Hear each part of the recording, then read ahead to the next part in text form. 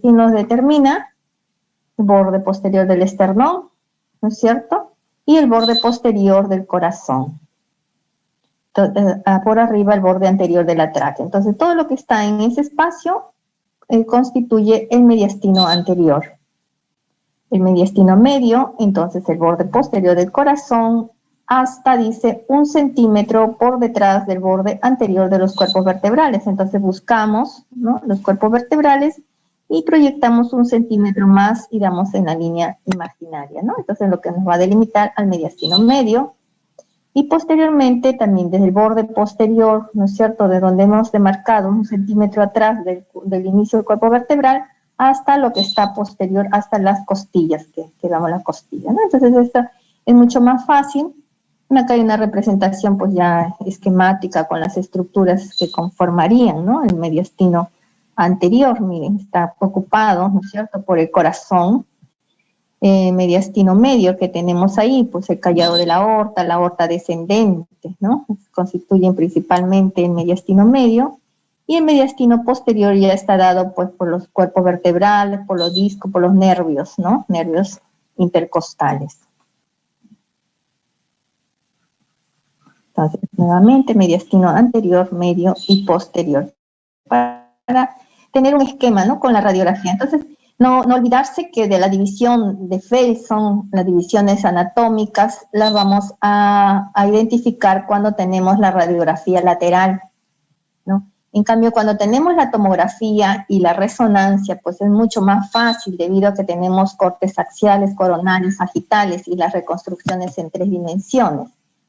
Entonces, la ubicación anatómica más precisa de lo que respecta al mediastino lo da pues la tomografía y la resonancia. Por eso decimos que un mejor método para evaluar el mediastino pues son esos dos, ¿no?, la tomografía y la resonancia. Y que sea de preferencia con contraste, ¿no? Tomografía contrastada. También en tomografía tenemos ventanas de pulmón y ventana de mediastino. Tendría que ser con ventana de mediastino. Entonces tenemos acá qué estructuras conforman, según Felson, el mediastino anterior. Tenemos pues con la parte superior al timo, ¿no? Sabemos que el timo, a medida que va creciendo la persona, a mayor edad, el timo se va haciendo más pequeño. Tenemos al corazón, ¿qué más? El pericardio, la aorta ascendente, ¿no? Algunos ganglios, los ganglios que estarían en el espacio prevascular, en los intercaboaórticos, ¿no? Tenemos grupos ganglionares en mediastino anterior. En el mediastino medio, ¿qué encontramos? Encontramos a la tráquea, ¿no? En la radiografía la identificamos como una banda radiolúcida, ¿no?, que está anteriormente. ¿Qué más tenemos? Tenemos el esófago por atrás de la tráquea. Generalmente el esófago en radiografía de tórax en lateral no lo vemos debido a que el esófago es virtual, ¿no? Si vamos a tomarle sin haberlo distendido, no lo vamos a identificar. Pero si en cambio ese esófago está dilatado, con contenido líquido, contenido aéreo, sí lo vamos a poder identificar, ¿no?, el esófago. ¿Qué más tenemos en mediastino medio? Pues tenemos parte del callado de la aorta descendente, ¿no? También hay ganglios linfáticos y también hay grasa, la grasa que estaría rodeando también al corazón, ¿no? En el mediastino posterior está todos los espacios paravertebrales, ¿no?, cuerpos vertebrales y las estructuras neurales también, ¿no?, los discos intervertebrales y los nervios también, ¿no?, que saldrían de esos espacios intervertebrales. Entonces, nuevamente, acá una representación anatómica, miren, mediastino anterior, ¿no? Bueno, aquí tenemos también hacia arriba, pues el timo, a veces el timo también se proyecta hacia la parte anterior del corazón, dependiendo de la edad del paciente, ¿no? Eso lo divide en superior e inferior en realidad, pues en tomografía, en resonancia sí es mejor dividirlo así, en superior, debido a que en el mediastino superior hay bastantes estructuras anatómicas, como vasos, arterias, venas, linfáticos, nervios, que tenemos que saber anatómicamente cuáles son, cómo están, qué tamaños tienen, porque cuando hacemos los cortes tomográficos y de resonancia sí tenemos que identificarlos adecuadamente, ¿no? También en radiografía, no, en radiografía solamente basta decir anterior, medio y posterior. Bien, entonces acá tenemos, miren, una radiografía para comparar, ¿no? En radiografía, entonces, Felson, ¿no? Anterior, medio, posterior. En tomografía y resonancia tenemos que decir, pues, mediastino superior y mediastino antero-inferior, medio-inferior o postero-inferior, ¿no? Y con todas las estructuras anatómicas que vamos a ir identificando. Entonces, nuevamente, mediastino anterior, ¿qué estructuras anatómicas tenemos? Tenemos al timo, ¿no? Este sería el timo, ¿no? Entonces, el timo generalmente, pues, dice, menores de 20 años, el diámetro transversal sería, ¿no? Trazamos una línea, que es un corte axial de tomografía, ¿no? Con ventana de mediastino, tiene que ser con contraste para poder identificar adecuadamente las estructuras de mediastino, entonces tiene que ser tomografía con contraste y ventana de mediastino, ¿no? Acá no identificamos nada de pulmón, solamente lo que es estructuras mediastínicas. Entonces, en el corte axial superior estamos viendo la presencia del timo, ¿no? Generalmente tiene esta forma, una forma triangulada, un diámetro transverso, ¿no? Que no debe pasar los 13 milímetros si es un paciente mayor de 20 años, o de 18 milímetros si tiene menos de 20 años, ¿no? Entonces, miren, es importante reconocer eso, porque a veces encontramos en niños, pues, timos más grandes y decimos que los podemos confundir con masas, con adenopatías, ¿no? Entonces tenemos que identificarlo y también poder definir también si en la radiografía encontramos ensanchamiento de mediastino superior, entonces, de acuerdo a la edad del paciente, podemos decir corresponde a timo o corresponde a otro proceso patológico, ¿no? Tenemos que ir reconociendo también las dimensiones de todas las estructuras, las dimensiones, ¿no? De la aorta, por decir, ¿no? Saber que la aorta ascendente pues tiene un diámetro de 36 milímetros máximo, con rangos que van de 24 hasta 47. Más de eso ya vamos hablando de dilataciones aneurismáticas o aneurismas propios, ¿no? Entonces todas esas características tenemos que ir identificándolo de acuerdo a morfología y de acuerdo a dimensiones. En radiología nosotros sí nos gusta mucho ir tomando todas esas características, ¿no? Aparte de todas las características de forma, ¿no? De ubicación, también damos medidas. Cada órgano que evaluamos tenemos también que tomarle sus medidas respectivas. Bien, entonces esto es lo que les decía, ¿no? En las radiografías de niños a veces tenemos esta imagen. Entonces esta radiopacidad que está en mediastino superior con una forma de vela, ¿no? El signo de la vela de barco. Entonces eso nos está orientando a que es la presencia del timo y no confundirlo con otra patología o con neumonía, porque a veces también llegan informes radiológicos, ¿no? O el pediatra, bueno, o personal que no tiene mucha experiencia, entonces lo diagnostican de neumonías, ¿no? Neumonías y el paciente recibe tratamiento, antibiótico, ¿no? O muchas veces pasa tomografía, radian a los niños innecesariamente, ¿no? Luego viene el informe tomográfico de presencia de timo, ¿no? Entonces hay que tener esto bien presente en las radiografías, sobre todo en la frontal. Entonces, si tenemos duda, podemos solicitarle pues una radiografía lateral ¿no? Lateral izquierda en este paciente que nos permita definir pues, ¿no? La presencia de esa imagen radiopaca en el mediastino antero superior, ¿no? O mediastino anterior. ¿Qué más tenemos que tener conocimiento? De los ganglios mediastínicos, ¿no? En radiografía a veces es difícil decirle adenopatías, o sea, ¿cómo las vamos a identificar? Como opacidades que se superponen a las líneas, ¿no? Las líneas, sabemos que acá está la tráquea debe verse radiolúcida, al igual que los bronquios, ¿no? Bronquios. Entonces, rodeando la tráquea podemos encontrar algunas imágenes radiopacas, ¿no? Así mismo a nivel de los ilios, a nivel de la carina también, ¿no? Entonces en mediastino los ganglios se dividen por grupos, ¿no? Se identifican mucho mejor con la tomografía. Entonces nosotros sabemos que hay ganglios que se distribuyen paratraqueales, ganglios que se distribuyen a nivel de los cilios y a nivel subcarinal, ¿no? Y se van dividiendo por grupos. Entonces, los que están paratraqueales son de los grupos del 1 al 4.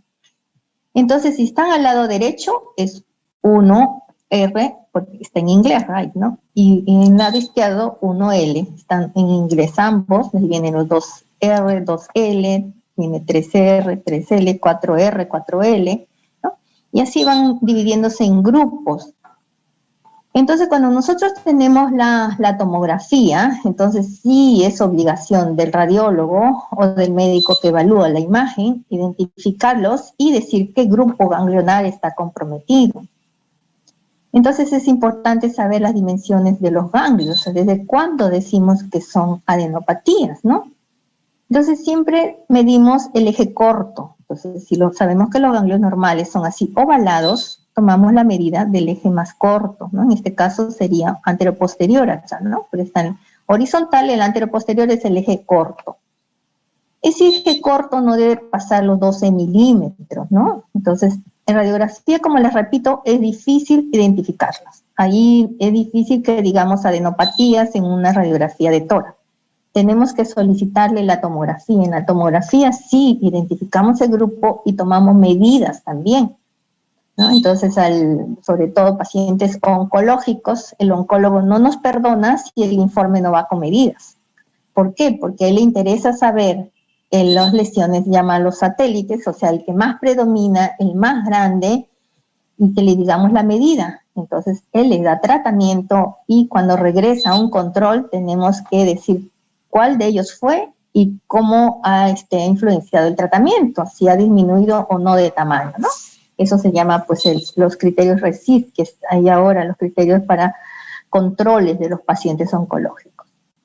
Entonces es importante eso, ¿no? Saber anatómicamente la distribución de esos ganglios, saber la medida y poder identificarlos. Entonces, para identificarlos con la tomografía o con la resonancia, se necesita que sea el estudio con contraste. Porque si le piden una tomografía sin contraste y me ponen ahí descartar adenopatías o evaluar adenopatías, pues tendría que ponerles en el informe que el estudio no es el más conveniente para los solicitados, ¿no? Se sugiere que le amplíe con contraste. Entonces el paciente va a tener que regresar, va a tener que irradiarse nuevamente, entonces hay que saber solicitar el examen. Entonces no olvidar, para evaluar mediastino, la tomografía debe ser contrastada y la ventana adecuada es la ventana de mediastino. Entonces acá tenemos en este corte sagital donde podemos identificar mucho mejor, ¿no? Los espacios, y podemos identificar también con cortes ¿no? que van descendiendo de arriba hacia abajo también los niveles, ¿no? Los niveles, las características de todas las estructuras, ¿no? No solamente de los ganglios, también del corazón. Tenemos que evaluar el corazón, tenemos que evaluar grandes vasos, la emergencia de los grandes vasos, la permeabilidad de los vasos, ver si hay algunos trombos, también algunas estructuras vasculares, ¿no? Todo eso vamos evaluando. Entonces tenemos primero que empezar por lo normal. Ahorita le estamos presentando lo normal, ¿no? Lo normal, que es cómo debe verse el corazón, cómo debe verse los grandes vasos, los ganglios, cómo se distribuyen y que no deben pasar pues de 12 milímetros ellos, ¿no? A nivel del mediastino. Los grandes vasos, entonces tenemos que identificarlos, saber cuál es la vena cava inferior, la vena cava superior, ¿no? Los troncos brachiocefálicos, tenemos que saber la emergencia de la aorta, una aorta ascendente, ¿no? El tronco del callado de la aorta, luego viene la aorta descendente, ¿no? La arteria pulmonar, identificarla. Entonces, cada vaso tiene que ser estudiado, tiene que ser evaluado, tiene que ser tomado con medidas también, ¿no? Medidas para saber que no estamos ante áreas pues de estenosis o áreas de dilataciones aneurismáticas, ¿no? Entonces sabemos que el corazón tiene un diámetro transverso que va de 11.5 hasta los 15.5 centímetros y nosotros damos el índice cardiotorácico tanto en radiografía como en tomografía, ¿no? Entonces hay que medir, pues, ¿no? Ese diámetro transverso mayor, dividirlo entre el diámetro transverso mayor de todo el tórax, ¿no? Generalmente es menor o igual a 0.5. Entonces aquí habla de ganglios linfáticos, eje corto, de preferencia menor de 10 milímetros. Yo le dije ya a partir de 12 empezamos a hablar de las adenopatías, ¿no? Lo ideal es que sea menor de 10 milímetros los ganglios mediastínicos en el eje corto. Ya, y también, bueno, vamos, para el mediastino posterior, como sabemos que tenemos ahí los espacios paravertebrales, las vértebras, las estructuras neurales, entonces lo vamos a ir evaluando también con ventana ósea, es otra ventana, ¿no? Eso ya es cuestión vamos trabajando la imagen y vamos viendo el software, y en el software le decimos, pues queremos ventana ósea. Entonces ajusta y hace los ajustes necesarios, y con ventana ósea identificamos mucho mejor las estructuras óseas, los cuerpos, los espacios intervertebrales, ¿no? Y también evaluamos pues las estructuras que estarían a nivel paravertebral. Bien, ¿qué otra cosa es importante reconocer en la anatomía radiológica del mediastino, ¿no? Son las líneas y los recesos mediastínicos. Entonces, esto debemos ir identificando desde la radiografía de tórax, ¿no? Entonces, ¿qué son las líneas y los recesos? Dice que es la reflexión de la pleura, ¿no? Que va dando sobre la tráquea, sobre el esófago y sobre los cuerpos vertebrales. Entonces tenemos, se visualizan en lo que es la radiografía de tórax postero anterior, ¿no? Los recesos o los pliegues que hace la pleura, ¿no? Entonces aquí tenemos una línea de unión anterior. Entonces tenemos acá la radiografía, tenemos que mirar la tráquea y tenemos que mirar esa banda radiopaca bien finita, ¿no? La verdad, pues que como mide, no pasa de 2 milímetros, es bien difícil identificarla, ¿no? Es bien difícil verla porque es una buena imagen para que se identifique, ¿no? Que se identifique bien en una radiografía es a partir de los 3 milímetros. Si esta banda no la vemos, sería lo normal. Si la empezamos a ver y se va engrosando, entonces eso ya podríamos decir que estamos ante algo patológico, ¿no? Entonces dice que es una línea oblicua, acá la tenemos, ¿no? Que está en la línea media por debajo de las clavículas, o sea, ubicamos las clavículas y buscamos esa línea radiopaca, ¿no? Dice que está formada por la unión de la pleura visceral y parietal de los dos lóbulos superiores en contacto por detrás del esternón, ¿no? En cambio acá el corte tomográfico axial con ventana de pulmón, identifican al pulmón, se ve muy bien esa línea, ¿no? Esa línea, la línea de unión anterior. Entonces, no olvidarse que difícilmente la vemos en estado normal. Si se llega a engrosarse, entonces es más fácil de identificar, ¿no?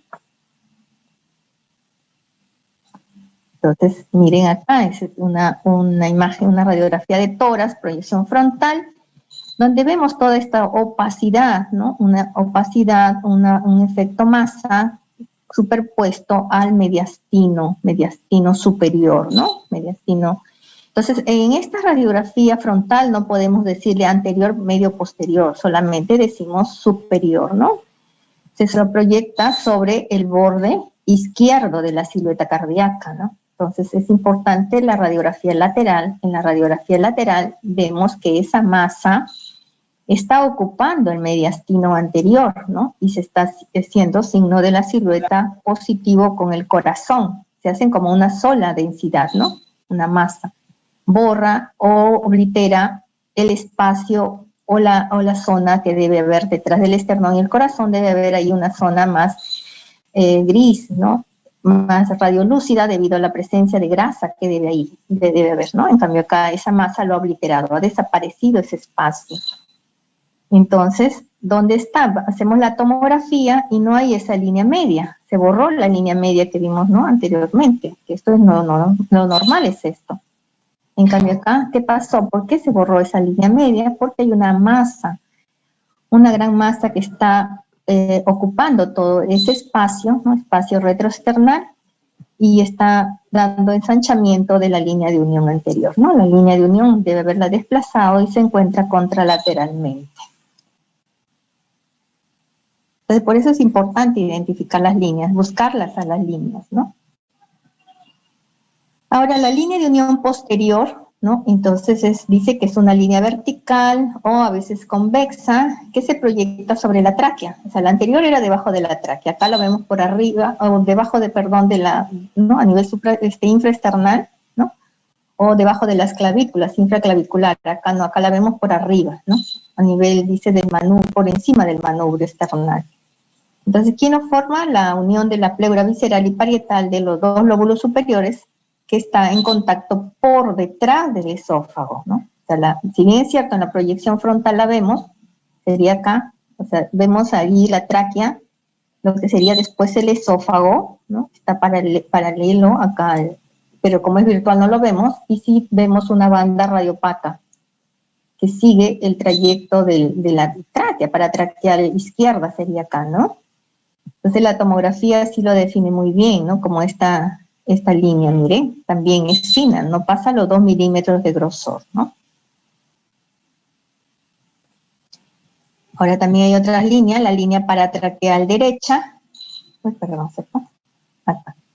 La paratraqueal derecha, ¿no? También visible en una proyección póstero anterior, está formado, dice, por la reflexión de la pleura visceral y parietal del lóbulo superior derecho en la pared derecha de la tráquea, adyacente a tráquea, ¿no? Ahí hay una reflexión de esta pleura visceral y parietal.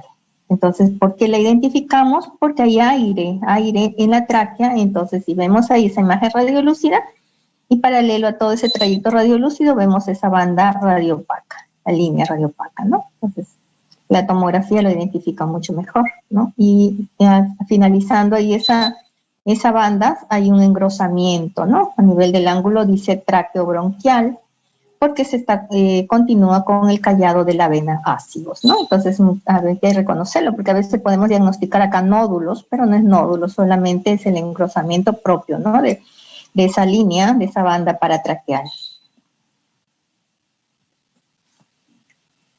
Entonces, miren el borramiento, ¿no? Aquí tenemos pues esta opacidad también en mediastino superior, ¿no? Entonces, está correspondiendo pues en el estudio tomográfico, ¿no? Bueno, está paratraqueal, la tráquea y paratraqueal derecho ya obliteró en la banda paratraqueal, no se ve. Entonces está ocasionado, ¿no? Que por la ocupación de esta masa hipodensa con captación heterogénea, ¿no? Ha captado periféricamente y acá no ha captado el contraste. Entonces, ¿a qué correspondió? A un bocio disendotorácico. Es una masa dependiente del lóbulo derecho de la tiroides, ¿no? Ahora hay otra línea paratraqueal izquierda. También se ve, dice, paralelo al borde de la tráquea, ¿no? Pero en el lado izquierdo. Entonces está formada, dice, por la reflexión de la pleura visceral y parietal del lóbulo superior izquierdo sobre la pared lateral izquierda de la tráquea. Entonces, en la tomografía se identifica mucho mejor esta línea, ¿no? También es una línea, bueno, no tan fina, las otras medían de 2 a 3, estas generalmente pues no deben pasar por los 4 o 5 milímetros también, ¿no? Y miren, también hay un borramiento de esa línea, no la estamos identificando, pero es porque está borrada, obliterada por la presencia de una opacidad. Tenemos acá en la radiografía de tórax frontal, hay una radioopacidad, ¿no? Que hace pues también signo de silueta, borra los bordes superiores del arco aórtico, ¿no? Y oblitera también mediastino superior y borra a la línea paratraqueal izquierda, ¿no? Se le hace el estudio tomográfico y que resulta que fue un aneurisma de la aorta.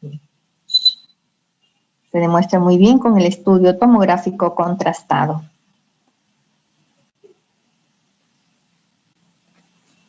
Las líneas paratraqueales posteriores también, ¿no? Vemos la tráquea y posteriormente una línea, acá está, se dibuja la luz de la tráquea, radiolúcida, y por atrás una línea radiopaca fina, y se dibuja todo ese trayecto de la tráquea, ¿no? Entonces está formado, dice, por la reflexión de la pleura sobre el lóbulo superior derecho y sobre la porción posterior de la tráquea. Entonces, bueno, en la tomografía se identifica también mejor y el grosor pues va desde 2.5 y 5.5 milímetros, ¿no? Es esta línea de acá. Entonces tenemos la tráquea y posterior a la tráquea está esta línea, esta banda.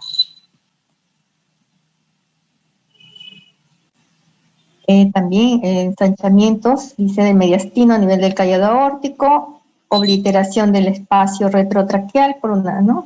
Tenemos que mirar la lateral siempre. Entonces, no, es siempre tener presente que si quieren evaluar mediastino tienen que tener las dos proyecciones, frontal y lateral. Entonces, en la lateral ustedes van a poder decir está en mediastino anterior, medio o posterior.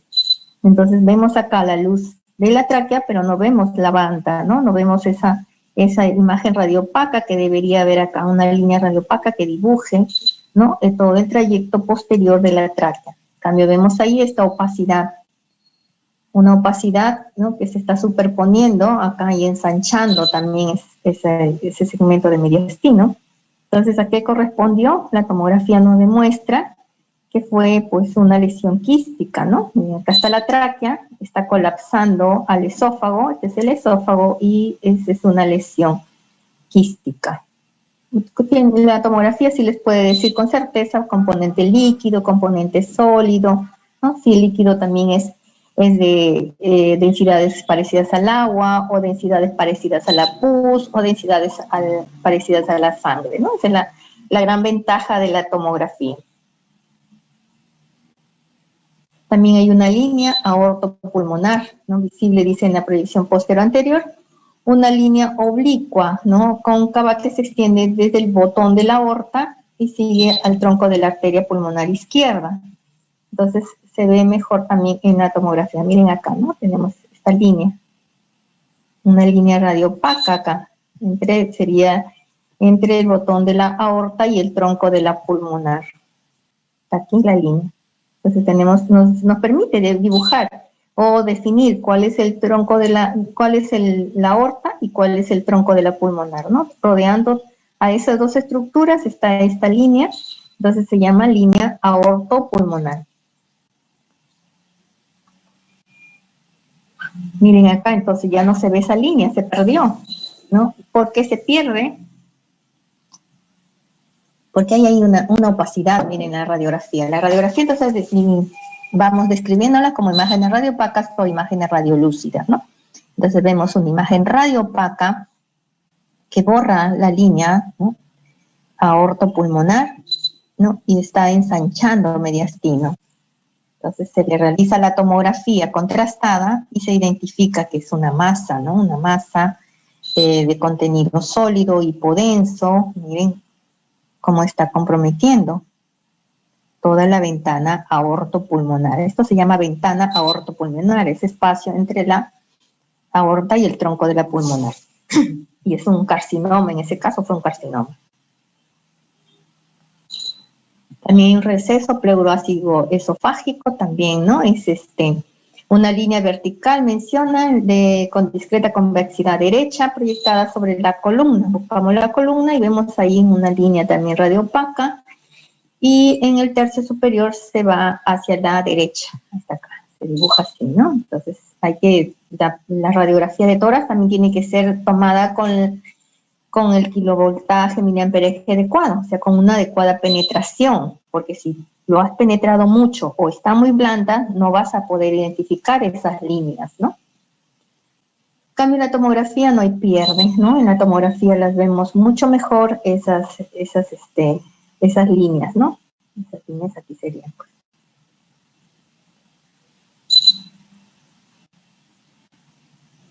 Y acá también tenemos, miren, la pérdida, ¿no?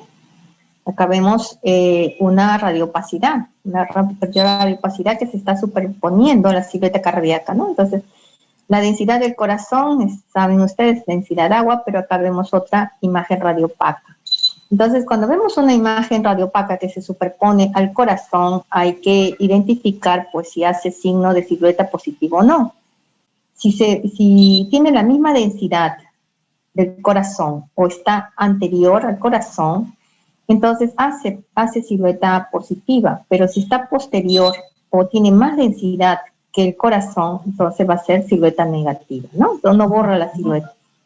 Entonces se le hace, miren, la tomografía y que se demuestra. Esto correspondió, ¿no?, a un segmento de esófago. Acá tiene una eventración, una hernia diafragmática, ¿no? Está el esófago dilatado y por una hernia diafragmática.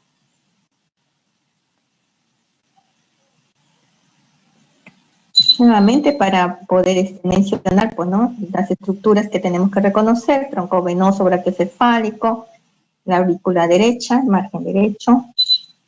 Y bueno, tenemos también las líneas, dice, de la arteria subclavia izquierda. También hay otra línea de la arteria subclavia izquierda. Entonces tenemos que identificar a la arteria y paralelo a la arteria una línea también, una línea radiopaca. Entonces también, aparte de la línea, la ortopulmonar, ¿no? Entonces eso también nos ayuda a identificar mejor a las estructuras anatómicas, ¿no? La definición de esas líneas, entonces significa que es algo normal, que estamos ante la normalidad. La pérdida de esas líneas o el ensanchamiento, ¿no?, que borra esas líneas, entonces no se está hablando de patologías ahí en el mediastino.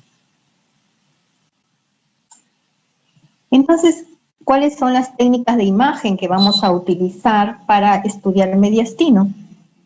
Tenemos los exámenes de radiología, ¿no? Empezamos con el tórax, que debe ser póstero, anterior y lateral.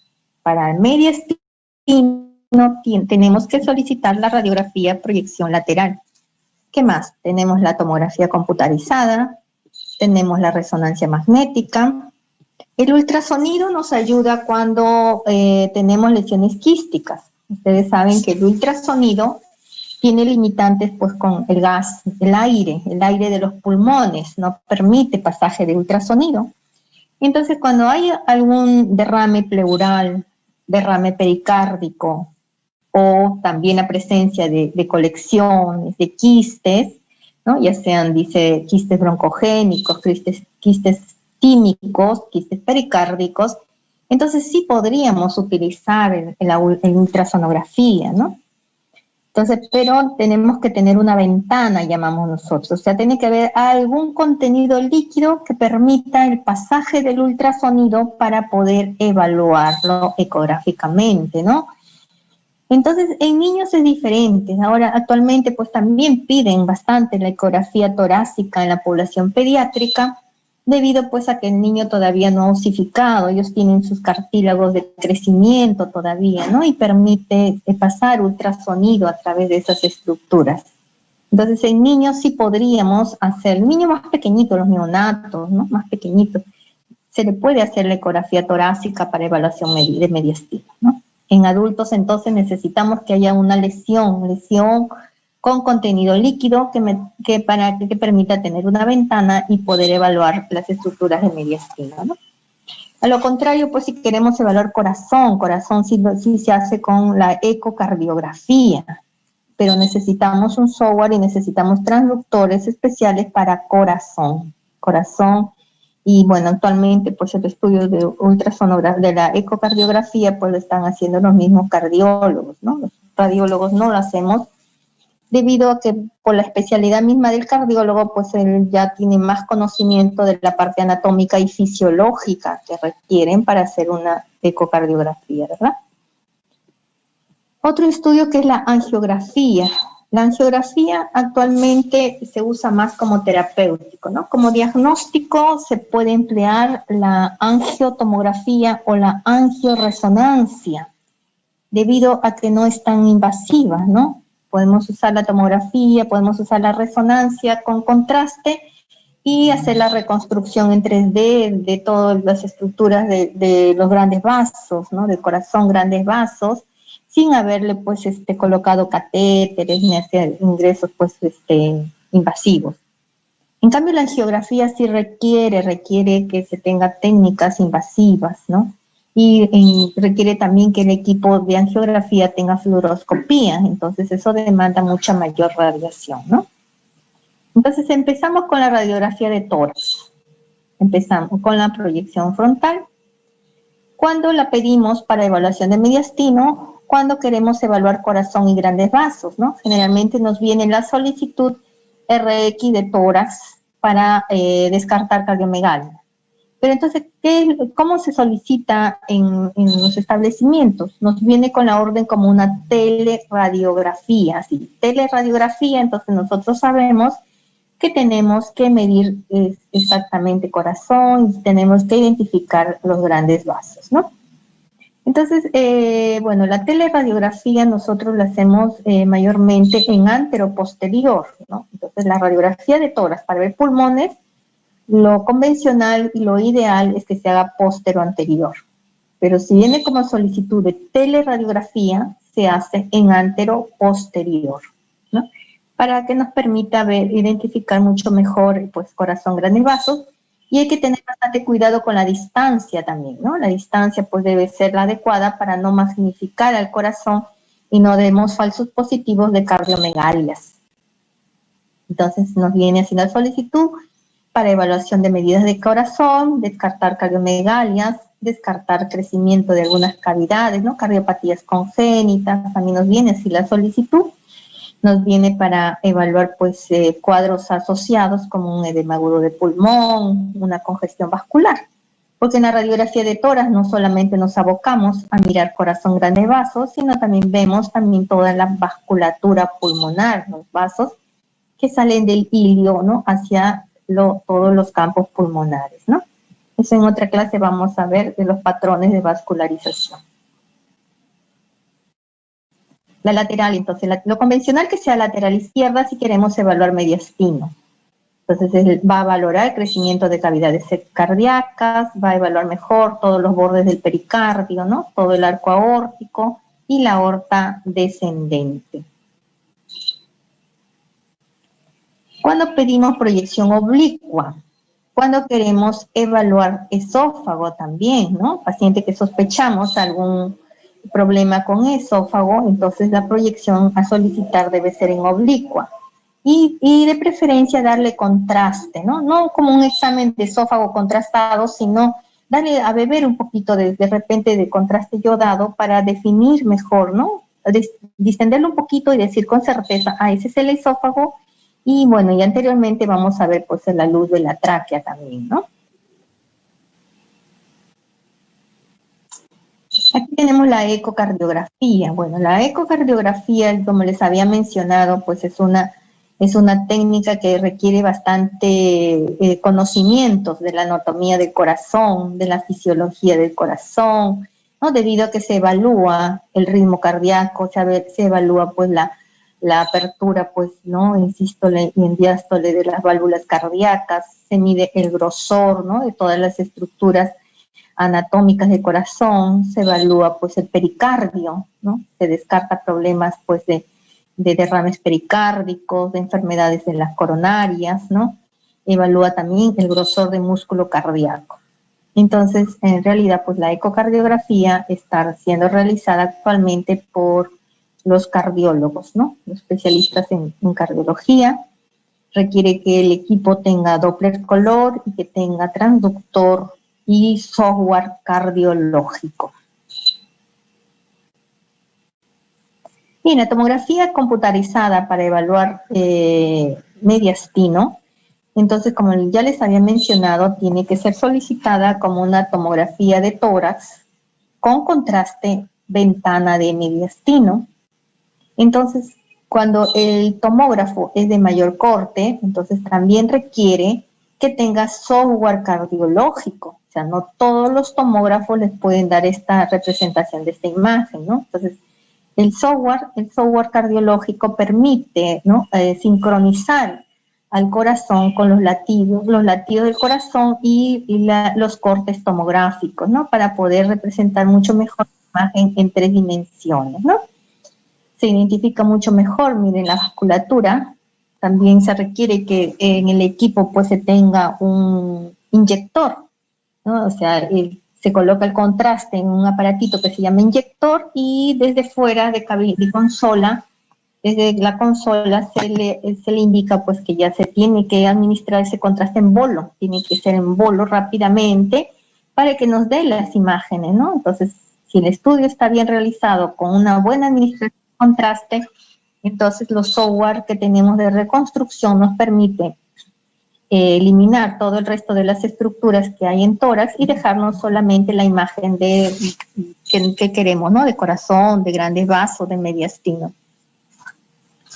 Entonces, cuando indicamos para la detección de enfermedades arteriales coronarias en pacientes sintomáticos. También hay calcio score, o sea, esto requiere software también del tomógrafo para calcio score. Entonces, ¿qué quiere decir? Evaluar las paredes calcificadas, ¿no? Evaluarlos para ver el riesgo que tienen, ¿no? De la arteriosclerosis, el riesgo de ocluir las arterias, ¿no? Entonces, eso también se solicita así, ¿no? PC cardíaco con calcio score. Bueno, el otro también para hacer la angiografía por tomografía computarizada, ¿no? Entonces, con contraste yodado, administración en bolo, también tiene que tener el software de 3D para reconstrucción de corazón y grandes vasos. También ayuda a evaluar patología iliar, toda la patología mediastínica, la evaluación de las estructuras intra y extracardíacas, ¿no? No olvidar que también pues tenemos la tomografía y tenemos que mirar las otras ventanas, ¿no? No solamente la de mediastino, también tenemos que evaluar la ventana de pulmón, la ventana ósea, ¿no? Que nos permite evaluar toda la pared torácica también, ¿no? En su conjunto. Y este es el nivel de ventana, entonces, nivel mediastínico y nivel de ventana o ventana pulmonar también le llamamos, ¿no? Entonces, vamos viendo, haciendo cortes, ¿no? Los cortes axiales primero con ventana. Entonces, convencionalmente, cuando pedimos una tomografía de tórax, nosotros empezamos evaluando la ventana pulmonar, ¿no? En la ventana pulmonar identificamos si hay algún patrón asociado también, ¿no? Ya sea de problema alveolar o problema intersticial o problema pleural, ¿no? Todas las estructuras que conforman pues, los pulmones. Y después evaluamos también el patrón de vascularización, los vasos intrapulmonares, ¿no?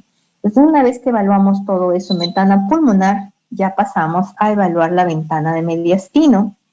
Entonces, evaluamos primero sin contraste y luego con contraste para comparar, ¿no? Siempre comparamos. Entonces, si queremos determinar, por ejemplo, el calcio score, todo lo que es calcio se ve mejor en la fase sin contraste, ¿no? Ahí identificamos, ¿no? Por ejemplo, acá hay una pequeña estría cálcica. Entonces, en la contrastada ya se pierde porque todo se llena de contraste y puede tener la misma densidad de ese calcio, ¿no? Entonces, para evaluar calcio, entonces tiene que ser sin contraste primero, ¿no? Y acá tenemos cortes tomográficos. Vamos entonces siempre en los cortes axiales desde arriba hacia abajo. Son los cortes básicos, o sea, se pueden ampliar más, pero lo mínimo que deben tener, pues cuando les solicitan una tomografía, es que hayan cortes en la base de cuello, ¿no? Entonces, a veces obvian también y empiezan más abajo. No, debe ser en la base de cuello. Después tenemos por arriba del callado de la aorta, ¿no? O sea, aquí falta más arriba, acá el base de cuello, luego venimos arriba del callado de la aorta, de ahí otro corte a nivel del callado de la aorta, luego viene otro corte a nivel de la carina, después viene otro corte subcarinal, luego tenemos otro corte a nivel del área cardíaca superior, luego el área cardíaca media y por último en el área cardíaca inferior, ¿no? Son los 8 cortes tomográficos básicos que debemos tener para evaluar adecuadamente mediastino. Miren acá, entonces tenemos que ir identificando, ¿no? Cortes axiales, todas las estructuras anatómicas que tenemos, ¿no? Entonces aquí tenemos a nivel del cuello, nivel superior, identificar tiroides, ¿no? La tráquea con contenido aéreo central, identifica la vena, ¿ves? O sea, si fuera sin contraste es difícil decirle vena, arteria, ganglio, se ven casi todas la misma densidad, todas hipodensas. En cambio, con contraste, y sí sabemos cuál es vaso, cuál es tejido, cuál es ganglio, ¿no? Entonces, por eso es importantísimo que siempre se pida con contraste, ¿no? Entonces, identificamos acá tiroides, identificamos a la vena yugular y las arterias carótidas. Vamos bajando, entonces a nivel ya del callado de la aorta, entonces ya tenemos que identificar pues el tronco venoso brachiocefálico derecho, carótidas primitivas, tronco venoso brachiocefálico izquierdo, la subclavia izquierda, ¿no? Y así vamos descendiendo y tenemos que ir evaluando, reconociendo anatómicamente, ¿no? A qué corresponde: aorta ascendente, la vena cava superior, la arteria pulmonar. Miren, empieza a verse la pulmonar izquierda, se ve antes que la derecha. Se ve el esófago, ¿no? Los ganglios acá pequeños, miren, ganglios precarinales también. Entonces no debe pasar, hemos dicho, en el eje corto los 10 milímetros, ¿no? Tenemos luego a nivel de la región subcarinal, aorta ascendente, la vena cava superior, arteria pulmonar derecha, ¿no? Los bronquios también se tienen que ir evaluando, ¿no? Y identificando si estamos ante también la presencia de adenopatías o no, buscar los ganglios por los grupos ganglionares que ya hemos mencionado anteriormente, ¿no? A nivel del área cardíaca superior, ya también identificar la aorta ascendente, aurícula derecha, ¿no? Tenemos acá la arteria pulmonar principal, iliopulmonares, la aorta descendente, ¿no? Entonces, en ventana de mediastino no evaluamos nada de pulmón, solamente nos abocamos a identificar todas las estructuras del mediastino, ¿no? Para eso existe ventana de pulmón, donde evaluamos todo lo que es de parénquima, de pulmón, pleuras, todo eso, ¿no? Acá solamente ventana de mediastino para evaluar estructuras de mediastino. Y acá también tenemos, ¿no? Seguimos viendo las imágenes tomográficas correspondientes a la radiografía, que ya estamos a nivel de corazón medio, corazón inferior, ¿no? También vamos identificando y comparando con lo que se identifica pues en la radiografía, ¿no? Entonces, siempre que hacemos tomografía, se empieza con un planar, es como que le tomas una radiografía y ahí se programan los cortes que quieres, ¿no? Entonces, lo convencional, pues que si tienes multicorte, que hagas los cortes más finos, pero en los tomógrafos anteriores, los que no eran tan multicortes, tenía el tecnólogo que decirle cuántos cortes, de qué grosor de cortes, ¿no? Entonces, los cortes anteriormente, bueno, iban cada 10 milímetros, cada 12 milímetros. Entonces, las lesiones pequeñitas, pues de 3 milímetros se pasaban, no se podían identificar, ¿no? En cambio, ahora los multicortes ya te hacen cortes en sentido helicoidal, ¿no? Cortes hasta submilimétricos, tenemos cortes de 1 milímetro, ¿no? Entonces es difícil que te pasen las lesiones más pequeñas, ¿no? Y los software de 3D de reconstrucciones te permite, pues, identificarlos mejor, ¿no? Ahí cada vez son mejores los software de 3D de reconstrucción de imágenes.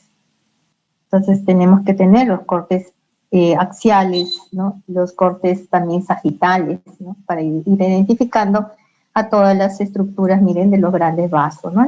La emergencia de los vasos, tenemos que ver su calibre, tenemos que ver el llenado del contraste que sea completo, ¿no? Porque si vieran ahí imágenes de trombo, de placas, de ateromas, entonces lo veríamos como imágenes por defectos de llenado. O también pueden haber problemas de estenosis también, ¿no? Áreas que no pasa contraste, ¿no? Se adelgaza allí y hay obstrucción de contraste. Entonces, todo eso tenemos que ir evaluando cuando estamos observando las imágenes de los cortes tomográficos, ¿no? Ser mucho más precisos en la evaluación anatómica cuando tenemos tomografía o cuando tenemos resonancia magnética. Entonces, donde encontramos las 4 cámaras del corazón a nivel de la T6, ¿no? La sexta dorsal, entonces ahí está, la 1, la 2, la 3, la 4, ¿no? La visualización de las 4 cámaras del corazón.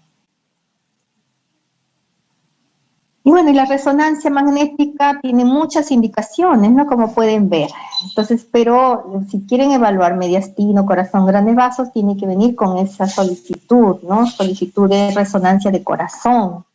Entonces también se requiere software, se requiere antena, se requiere que el personal esté entrenado para hacer un estudio de resonancia magnética del corazón, ¿no? Porque tiene que tener conocimiento de la electrofisiología, saber interpretar el electrocardiograma, ¿no? Saber interpretar las secuencias también. Entonces requiere bastante capacitación. Generalmente pues es una subespecialidad o del radiólogo o del cardiólogo, ¿no? Actualmente los cardiólogos también están especializándose en imagenología cardíaca. Entonces ellos están tomando ahorita la delantera y haciendo pues las ecocardios, haciendo el calcio score, los angioten, y están haciendo las resonancias de corazón, pero necesitan subespecializarse, ¿no? Igual el radiólogo que quiera hacer todo eso también tiene que hacer un stage mínimo, una subespecialidad. Entonces, miren, actualmente la resonancia está cobrando más importancia para la evaluación de las cardiopatías congénitas, ¿no? Debido a que la ecocardiografía a veces tiene sus limitaciones, no es tan concluyente, entonces se le realiza una resonancia magnética a esos bebés para definir mejor esas cardiopatías congénitas, ¿no? En que otros casos también, en todas las enfermedades de los grandes vasos, ¿no? Diagnósticos y seguimientos de aneurisma de aorta torácico, de disecciones aórticas, de hematomas, de úlceras aórticas. Evalúa mucho mejor anatomía, flujo de arterias pulmonares, las venas pulmonares, ¿no? También para tromboembolismos pulmonares, para las enfermedades arteriales coronarias, para las enfermedades de pericardio, miocardio, para las masas y tumores también, cada vez más importancia, ¿no? Si en la tomografía vemos una masa, una lesión hipodensa, bueno, y no tenemos bien definido el diagnóstico, si es algo benigno o maligno, también tenemos la opción de poder realizarle la resonancia con contraste y tenemos más secuencias ahí, ¿no? Ver el comportamiento de esa lesión en T1, en T2, en STIR, en muchas más secuencias que nos puede definir si esa lesión tiene sospechas de malignidad o no. Bueno, y las valvulopatías también, todas las enfermedades valvulares, evalúa volúmenes, masas, funciones ventriculares, cuantifica regurgitaciones, ¿no? Entonces, como pueden ver, la resonancia magnética en corazón, grandes vasos, cobra cada vez mayor importancia, pero también tiene algunas contraindicaciones o limitaciones también, ¿no? Los pacientes que tienen marcapasos, tienen algo metálico, no pueden ser sometidos a resonancia, ¿no? Está contraindicado para ellos la resonancia. Los pacientes que tienen los clips metálicos, ¿no? Pacientes que han tenido de repente algún aneurisma, han sido operados, le han colocado un clip metálico, tampoco pueden pasar a resonancia. Cuerpos extraños intraoculares también metálicos, tampoco. Fragmentos mecánicos, pacientes que tienen implantes, que tienen prótesis de metal, tampoco. Pacientes que vienen en UCI, que están con catéteres, también no se les puede realizar a ellos la resonancia. Entonces, en lo que respecta a las gestantes, en realidad ahora también se decía anteriormente que era una contraindicación relativa, pero actualmente están solicitando bastante resonancia del feto. Entonces, si hacen una ecografía obstétrica y el ginecólogo sospecha alguna malformación cardíaca, entonces sí es posible realizarle una resonancia fetal. O sea, antes de que el bebé nazca ya le han hecho su resonancia intraútero y inclusive ahora también están tratando de hacer intervencionismo fetal, ¿no? Desde antes del nacimiento, si ya viene con alguna enfermedad incompatible con la vida, entonces se intentan pues darle el tratamiento intraútero, ¿no? Entonces, pero todo eso requiere pues una subespecialidad, requieren todo el equipamiento necesario, pues tener unas UCIs especiales, requieren pues tipos de resonancia con software especiales, ¿no? Entonces eso ya es en los centros de mayor complejidad. Ahí tenemos las imágenes de la resonancia del corazón, ¿no? Se ve el ventrículo derecho, el izquierdo, ¿no? las aurículas, ¿no? Entonces también se hacen las reconstrucciones de las angioresonancia. Entonces según el software que se tenga, pues no se hace la reconstrucción en 3D con mucho mayor nitidez. Bueno, medicina nuclear también. En medicina nuclear tenemos lo que son SPECT y tenemos PET. Entonces, el SPECT significa tomografía computada por emisión de fotón simple, ¿no? Está en inglés.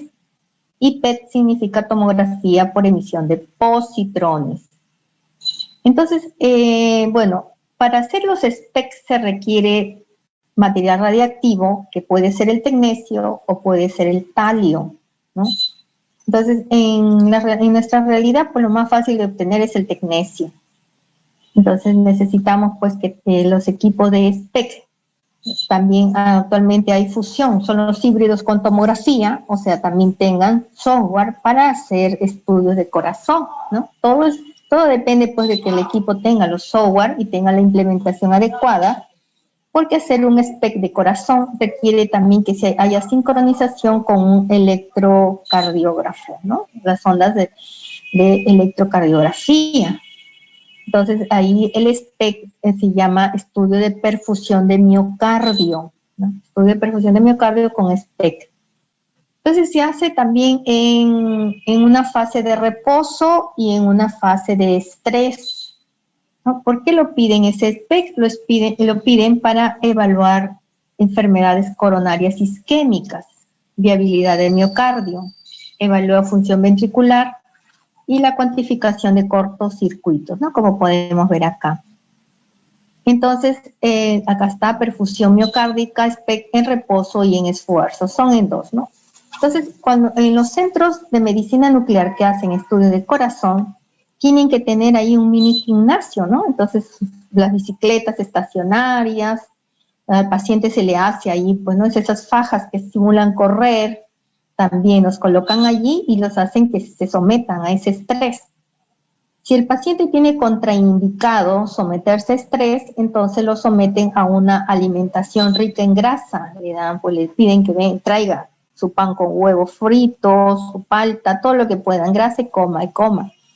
Y también les dan los medicamentos, ¿no? Por eso tiene que ser también con personal entrenado también, ¿no? Acá también están los cardiólogos cogiendo esta parte, o sea, también ellos están entrando a la cardiología nuclear, también porque se requiere entrenamiento para realizar un SPECT de corazón, una perfusión de miocardio, ¿no? Debido a que el paciente se somete a todos esos procedimientos y hay que ir evaluándolo, viendo la función del corazón cuando está con el estrés o cuando está con el reposo, y se le hace el estudio de gamografía o de SPECT en las dos fases, en la fase de reposo y en la fase de esfuerzo. Y se compara, ¿no? Aquí lo que se busca es ver las zonas que han perfundido y las zonas que no han perfundido, ¿no? Lo normal es que se vea así, ¿no? Con esa intensidad, esa captación homogénea, ¿no? Hay que reconocer los ejes del corazón, cuál es la aurícula, ventrículo, y buscar esas zonas donde no perfunde, ¿no? Entonces, este examen ayuda mucho como predictor de los infartos de miocardio, ¿no? Entonces es importante. También se pide pacientes que están para riesgo preoperatorio, evaluación de viabilidad de miocardio, también pacientes que están sometidos a quimioterapias prolongadas, que se supone que puede haber daños al miocardio, también le solicitan el estudio de SPECT, ¿no? Y lo que respecta al PET, bueno, acá en la realidad en Chiclayo no tenemos, ¿no? El hospital regional sí tiene SPECT. En PET no tenemos, PET hay en Lima solamente, debido a que requiere positrón, requiere que se tenga el radiotrazador que se llama flúor. Y el flúor tiene pues un tiempo de vida media en segundos, ¿no? 18 segundos, o sea que se necesita que tengas un ciclotrón que lo produzca ahí cerca de tu centro, y eso es de muy, muy alto costo, ¿no? Entonces la inversión es altísima, y por eso en el Perú solamente hasta ahora pues hay 3 PET nada más, ¿no? Que están en Lima. Entonces los pacientes para hacerse un PET tienen que ser referidos por e-Salud a Lima, y bueno, hay un privado, y actualmente el Instituto Nacional de Enfermedades Neoplásicas también ya ha instalado un PET y está pues también en camino de ponerlo en funcionamiento. Y bueno, la angiografía pues ya es un método en realidad pues que requiere también entrenamiento, un radiólogo intervencionista o un cardiólogo intervencionista, ¿no? Entonces aquí se emplea pues la fluoroscopía para que con rayos X en forma pues cuando está realizando el procedimiento podamos evaluar pues no todo el recorrido, ¿no? Se introducen catéteres, un catéter con la técnica de Seldinger. Entonces, ¿en qué consiste la técnica de Seldinger? Que el paciente se le ubica, ¿no? Está en decúbito dorsal, preparado en ayunas, y se ubica pues la arteria femoral, ¿no? A nivel femoral, y a través de ella se ingresa los catéteres que hacen todo el trayecto. Miren, si quieren al corazón, a la aorta, entonces hacen todo ese trayecto hasta llegar a la aorta. Y una vez que ha llegado allí, el contraste se administra desde fuera, desde la vía, desde el abordaje femoral. Entonces, inyectan el contraste y